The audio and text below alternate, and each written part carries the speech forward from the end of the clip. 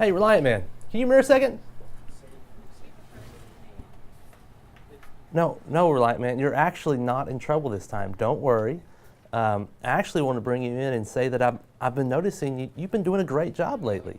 You've been encouraging and motivating the team. You've been doing some great work taking care of our customers, and that's what this company is all about.